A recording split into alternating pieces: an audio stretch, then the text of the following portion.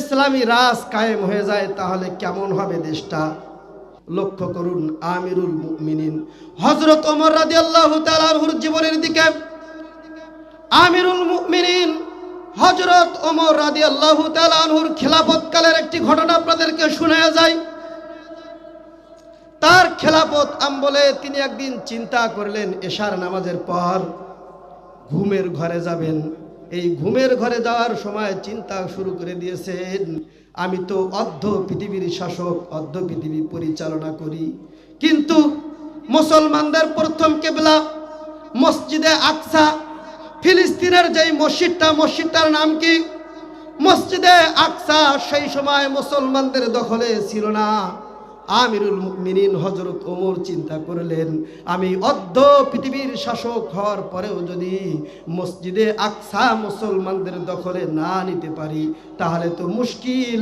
আল্লাহ যদি কিয়ামতের দিনে আমাকে জিজ্ঞাসা করে, এই ওমর রে, তোমারে আমি অর্ধ পৃথিবীর শাসক বানিয়ে দিয়েছিলাম, অর্ধ পৃথিবীর খলিফা বানিয়ে দিয়েছিলাম, কিন্তু তুমি অর্ধ পৃথিবীর খলিফা হওয়ার পর, শাসক হওয়ার পর মসজিদে আকসা কাফের মুশরিকদের হাতে ছিল, আমি ওমর কিয়ামতের ময়দানে আল্লাহর কাছে কি জবাব দেব? মুসলমান ভাইরা আমার, এইবার আমিরুল মুমিনিন হযরত ওমর ফজরের নামাজ আদায় করেছেন। ফজরের নামাজ আদায় করার পর নারে তাকবীর, দ্বিতীয় বক্তার আগমন, দ্বিতীয় বক্তার আগমন, দ্বিতীয় বক্তার আগমন। বিটিসি বাজারের পক্ষ থেকে নারে তাকবীর।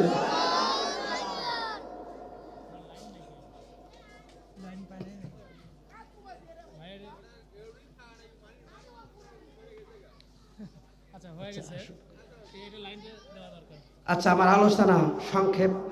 যেহেতু দ্বিতীয় মেহমান এসেছেন, আমরা বসে পড়ি ভাই, জমে বসি। আমিরুল মুমিনিন হযরত ওমর রাদিয়াল্লাহু তাআলা আনহু এই বিটিসি বাজারের মুসলমান কথাগুলোর দিকে গভীর কান লাগান, গভীর মনোযোগ দিয়ে কথাগুলো শ্রবণ করুন। আমিরুল মুমিনিন হযরত ওমর এশার নামাজের পর থেকে চিন্তা করতে করতে ফজরের নামাজের সময় হয়ে গিয়েছে। ফজরের নামাজ আদায় করার পর খালিদ ইবনে ওয়ালিদকে ডাক দিয়েছে। খালিদ ইবনে ওয়ালিদকে ডাক দিয়ে বলেন, এই খালিদ ইবনে ওয়ালিদ, আমি অর্ধ পৃথিবীর শাসক রে, অর্ধ পৃথিবীর খলিফা আমি, কিন্তু আজ পর্যন্ত জেরুজালেমের ওই মসজিদে আকসা, ফিলিস্তিনের মসজিদে আকসা কাফের মুশরিকদের হাতে আছে। খালিদ ইবনে ওয়ালিদ, তুমি সৈন্য সামন্ত রেডি করো, মসজিদে আকসা মুসলমানদের হাতে নিতে হবে। খালিদ ইবনে ওয়ালিদ সঙ্গে সঙ্গে 10,000 সৈন্যর একটি কাফেলা তৈরি করে ফেললেন এবং জেরুজালেমের দিকে রওনা করলেন। যেই মুহূর্তে জেরুজালেমের ভেতর প্রবেশ করেছেন, জেরুজালেমের ভেতর প্রবেশ করার সঙ্গে সঙ্গে খ্রিস্টান, ইহুদি, নাসারারা কানাকানি শুরু করেছে। মুসলমানরা তাদের প্রথম কিবলা মসজিদে আকসা দখল করার জন্য এসেছে। আর মুসলমানরা যখন মসজিদে আকসা দখল করার জন্য এসেছে, মুসলমানদের শরীরে এক বিন্দু পরিমাণ রক্ত থাকা সত্ত্বেও মুসলমানরা মসজিদে আকসা দখল না করে ঘরে ফিরবে না। তাদের সঙ্গে আমরা যুদ্ধ করতে প্রস্তুত না, আমরা যুদ্ধ করব না। জোরে বলেন সুবহানাল্লাহ, জোরে বলেন সুবহানাল্লাহ।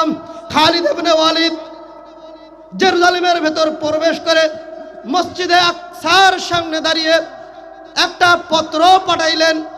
ইহুদি খ্রিস্টানদের নেতাদের কাছে পত্র পাঠাইলেন, এই ইহুদি খ্রিস্টানের নেতারা শোনো, আমরা 10,000 মুসলিম সৈন্য এসেছি, আমাদের প্রথম কিবলা মসজিদে আকসা আমরা দখল করার জন্য এসেছি।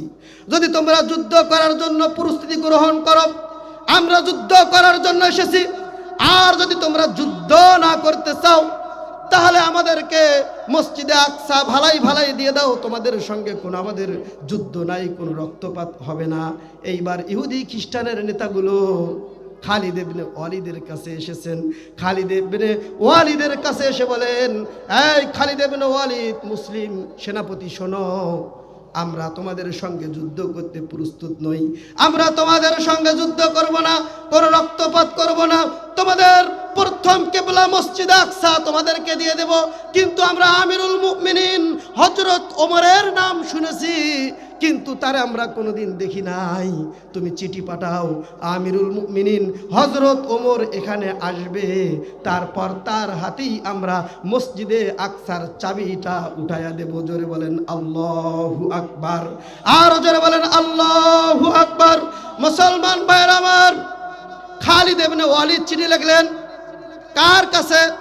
আমিরুল মুমিনিন হযরত ওমরের কাছে। ওমর রাদিয়াল্লাহু তাআলা আনহু চিঠি পাওয়ার পর মদিনার মানুষদেরকে বললেন, মসজিদে আকসা দখলের জন্য যেই সৈন্যরা গিয়েছে, সেনাপতি আমারে চিঠি দিয়েছেন, আমারে যাইতে হবে জেরুজালেমের পথে। মদিনার মানুষগুলো বললেন, আমিরুল মুমিনিন আপনি একা যেন না, তার কারণ এমনও হতে পারে রাস্তার প্রতিমধ্যে কাফের মুশরিকরা কৌশল করে আপনাকে হত্যার প্রচেষ্টা করতে পারে। আমিরুল মুমিনিন হযরত ওমর তার ঈমানের পাওয়ার কেমন দেখেন।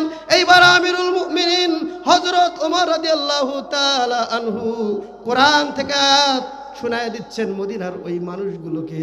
তিনি বলেন, ইয়া আইয়ুহান নাবিয়্যু হাসবুকাল্লাহু ওয়া মানিত্তাবাআকা মিনাল মুমিনিন। আল্লাহর কোরআন থেকে শুনিয়ে দিচ্ছেন, আল্লাহ বলেছেন, হে নবী আপনার জন্য এবং মুমিনদের জন্য আল্লাহ যথেষ্ট। আর আমিরুল মুমিনিন হযরত ওমর এই কথাটা স্মরণ করে দিলেন, আল্লাহ যদি মুমিনদের জন্য যথেষ্ট হয়, মুমিনদের কোনো ভয় আছে?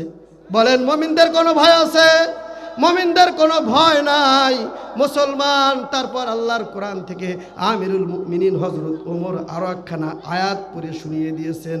আল্লাহর রাসূলের সাহাবী আমিরুল মুমিনিন হযরত ওমর রাদিয়াল্লাহু তাআলা আনহু বলেন, ইয়ানসুরকুমুল্লাহু ফালা গালিবা লাকুম ওয়া ইয়াখযুলকুম ফামান যাল্লাযী ইয়ানসুরকুম মিন বাদি ওয়া আলাল্লাহি ফালইয়াতাওয়াক্কালিল মুমিনুন। আল্লাহু আকবার বলে। আল্লাহ রাব্বুল আলামিন কোরআনুল কারীমের এই আয়াতের ভিতরে বলেন, আল্লাহ যদি তোমাদেরকে সাহায্য করে, পৃথিবীর কোনো শক্তি তোমাদেরকে পরাস্ত করতে পারবে না। আর আল্লাহ যদি তোমাদেরকে ত্যাগ করেন, বাদ দিয়ে দেন, তাহলে পৃথিবীর আর কোনো শক্তি নাই যেই শক্তি তোমাদেরকে সাহায্য করতে পারে। অতএব প্রকৃত মুমিন তারা, আল্লাহর ওপর ভরসা করে যারা। প্রকৃত মুমিন কারা? আল্লাহর ওপর ভরসা করে যারা। কিন্তু আপনি মুমিন হবেন, বিজয়ী হবেন। আল্লাহ কোরআনুল কারীমের ভেতর টিপস দিয়েছেন। আল্লাহ রাব্বুল আলামিন কোরআনুল কারীমের ভেতর বলেন, ওয়ালা তাহিনু ওয়ালা তাহজানু ওয়া আনতুমুল আ'লাউনা ইন কুনতুম মুমিনিন। আল্লাহ রাব্বুল আলামিন বলেন, ভয় পেও না, নিরাশ হয়ো না, তোমরাই বিজয়ী হবে যদি তোমরা মুমিন হতে পারো। বিজয়ী হওয়ার আগে কি হতে হবে? কথা বলেন। বিজয়ী হওয়ার আগে কি হতে হবে? মুমিন হতে হবে। আমিরুল মুমিনিন হযরত ওমর মদিনার মানুষদেরকে জানিয়ে দিলেন, আমার কোনো ভয় নাই, তার কারণ আমি ওমরের সঙ্গে আল্লাহ আছেন। এইবার আমিরুল মুমিনিন তার একজন গোলামকে সঙ্গে করে নিয়ে একটা উট প্রস্তুত করে নিয়ে জেরুজালেমের দিকে রওনা করলেন। লম্বা ঘটনা, সংক্ষেপ করে আপনাদেরকে শুধুমাত্র বোঝানোর জন্য বলছি। মুসলমান, এইবার জেরুজালেমের যখন রওনা করলেন, রওনা করে এক সময় আমিরুল মুমিনিন হযরত ওমর রাদিয়াল্লাহু তাআলা আনহু গোলামের দিকে লক্ষ্য করে দেখলেন, গোলামের পাগুলো আর চলছে না, পাগুলো উঠছে না, শরীরটা ঘেমে গিয়েছে, হাঁপিয়ে পড়েছে, গোলাম আর লড়ার মতো কোনো শক্তি নাই। এইবার আমিরুল মুমিনিন হযরত ওমর দেখেন ইসলামিক নেতারা কেমন হয়, একটু লক্ষ্য করেন কথাটার দিকে।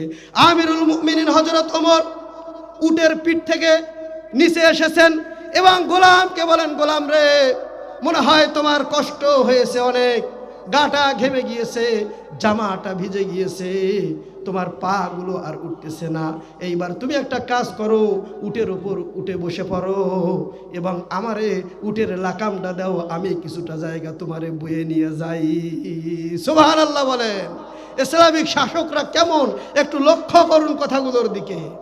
প্রিয় হাজিরিন মুসলমান ভাইরা আমার, এইবার আমিরুল মুমিনিন হযরত ওমর উটের লাকামটা ধরবেন, কিন্তু গোলাম কান্না শুরু করে দিয়েছেন। ডাক দিয়ে বলেন, আমিরুল মুমিনিন, আপনি অর্ধ পৃথিবীর শাসক, আমি তো গোলাম, আমার কাজ হচ্ছে উটের লাগাম ধরে টানা, আর আপনি তো শাসক, আপনার কাজ হচ্ছে উটের ওপর বসা, কিন্তু আমি উটের ওপর বসবো আর আপনি উটের নিচে লাগাম ধরে টানবেন, এটা হতে পারে না। এইবার আমিরুল মুমিনিন হযরত ওমর রাদিয়াল্লাহু তাআলা আনহু গোলামকে বললেন, আমি তোমার যে হুকুম দিয়েছি সেই মোতাবেক কাজ করো। এইবার গোলাম কাঁপতে কাঁপতে উটের উপর উঠে বসেছেন। আমিরুল মুমিনিন হযরত ওমর রাদিয়াল্লাহু তাআলা আনহু উটের লাগাম ধরে টানা শুরু করেছেন। এই বন্ধু মুসলমানেরা, গোলাম যখন উটের লাগাম ধরে টেনেছে সেই সময়টা ছিল সকালবেলা, আর যখন আমিরুল মুমিনিন হযরত ওমর উটের লাগাম ধরে টানা শুরু করেছেন এই সময়টা ছিল দুপুরবেলা।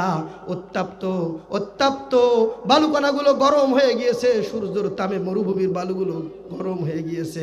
আমিরুল মুমিনিন হাঁটতে হাঁটতে এক পর্যায়ে তার পা গুলো আর উঠছে না, শরীরটা ঘেমে গিয়েছে, দাড়ি ঘেমে ঘেমে পানি পড়া শুরু হয়ে গিয়েছেন। এই ওমর, ওই কিয়ামতের দিন আল্লাহর কাঠগড়ায় কি জবাব দেব? অতএব গোলাম রে, তুমি বসে থাকো, 3 ঘন্টা হয়ে যাক, তারপর আমি উটের লাগাম ছেড়ে দেব। টানতে টানতে এক পর্যায়ে মুসলমান ভাইরা আমার জেরুজালেমের ভেতর প্রবেশ করেছে। লম্বা ঘটনা সংক্ষেপে বলছি আপনাদেরকে। জেরুজালেমের ভেতর প্রবেশ করেছে সমস্ত কাফের মুশরিকরা। আমিরুল মুমিনিন হযরত ওমরকে বরণ করার জন্য রেডি হয়ে আছেন। 10,000 মুসলিম সৈন্য রেডি হয়ে আছেন। আমিরুল মুমিনিন হযরত ওমরকে তারা বরণ করবেন। যখন জেরুজালেমের ভেতর প্রবেশ করেছেন, মসজিদে আকসার কাছাকাছি পৌঁছে গিয়েছেন, এইবার কাফের মুশরিকরা মুসলমান সৈন্যগুলোকে ডাক দিয়ে বলছেন, এই মুসলমান সৈন্যরা, উটের লাগাম ধরে টানছেন আর উটের ওপর বসে আছেন 2টা ব্যক্তিরে দেখা যায়। ওইটাই কি আমিরুল মুমিনিন হযরত ওমর, যেই ব্যক্তিটা উটের ওপর বসে আছে? এইবার মুসলিম সৈন্যরা চিৎকার দিয়ে কাফের মুশরিকদেরকে বলছেন, এই কাফেরের দলেরা, না না না, যেই ব্যক্তিটা উটের উপরে বসে আছে ওইটা আমিরুল মুমিনিন হযরত ওমর না, বরং যেই ব্যক্তিটা উটের লাগাম ধরে টানছে ওই ব্যক্তিটাই আমিরুল মুমিনিন হযরত ওমর। আল্লাহু আকবার বলেন। মুসলমান ভাইয়েরা আমার, ইসলামিক শাসক কেমন হয় আপনাদেরকে দৃষ্টান্তমূলক একটু কথা আমি বোঝানোর চেষ্টা করছি। এইবার লক্ষ্য করুন, আমিরুল মুমিনিন হযরত ওমর যখন মসজিদে আকসার সামনে হাজির হয়ে গিয়েছে, 10,000 মুসলিম সৈন্য তার সামনে দাঁড়িয়ে আছেন, তাকে বরণ করার জন্য। কাফের মুশরিকরা বরণ করার জন্য দাঁড়িয়ে আছেন।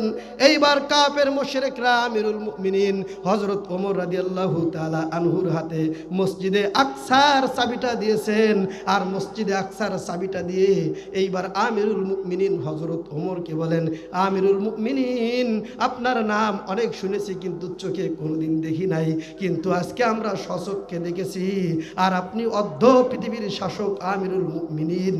আমাদের এই জেরুজালেম জায়গা, আমাদের এই ফিলিস্তিনি জায়গা শুধুমাত্র ফিলিস্তিনের মসজিদে আকসা নয়, বরং এই জায়গাটার রাজত্ব আপনি নিয়ে নেন। জোরে বলেন সুবহানাল্লাহ, জোরে বলেন সুবহানাল্লাহ।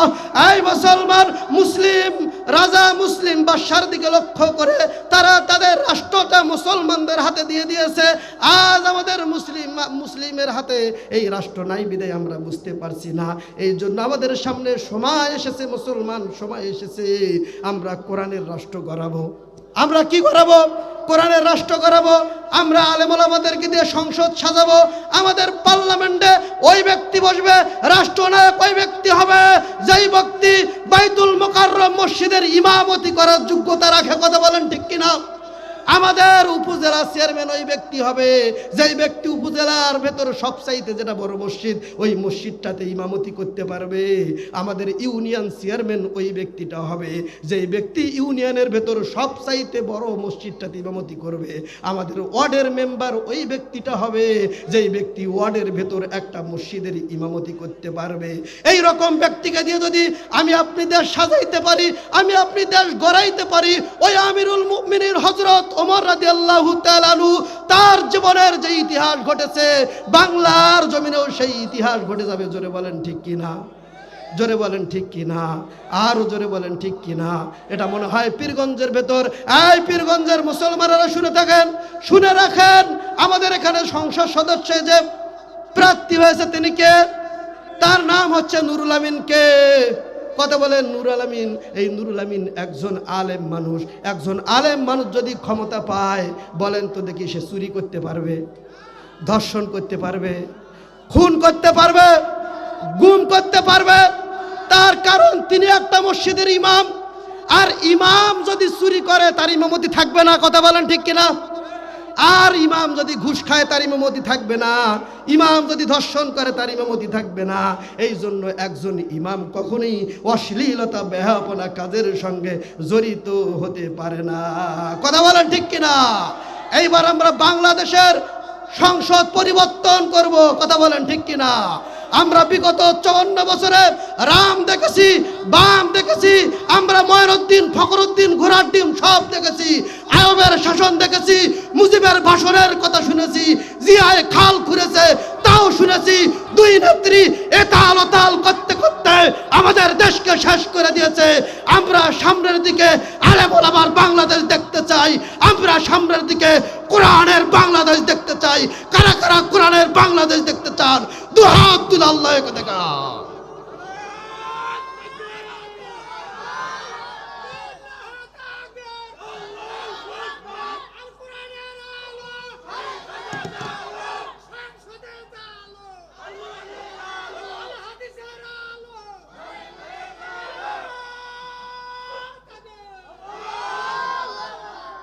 সময় এসেছে সমস্ত মুসলিম ঐক্যবদ্ধ হওয়ার। বসে থাকার সময় আর নাই। আমাদের সামনে গাজওয়ায়ে হিন্দ অপেক্ষা করছে। আর সারা বিশ্বের জমিন মুসলমানদের রক্তে রঞ্জিত হয়ে গিয়েছে। গাজার দিকে লক্ষ্য করে দেখেন, আমিরুল মুমিনিন হযরত ওমরের হাতে যেই মসজিদে আকসা কাফের মুশরিকরা তুলে দিয়েছিল, আজ আবার কাফের মুশরিকরা ওই মসজিদটা নেওয়ার জন্য মুসলমানদের রক্ত নিয়ে ছিনিমিনি খেলা শুরু করেছে। কথা বলেন ঠিক কিনা? সমস্ত মুসলমান যদি আমরা ঐক্যবদ্ধ হই, আবার যদি আমরা আমিরুল মুমিনিন হযরত ওমরের রাজত্ব কায়েম করতে পারি, পৃথিবীর জমিন থেকে কাফের মুশরিকরা চিরতরে ধ্বংস হয়ে যাবে, চিরতরে ধ্বংস হয়ে যাবে। কথা বলেন ঠিক কিনা? আর সময় নাই বসে থাকার।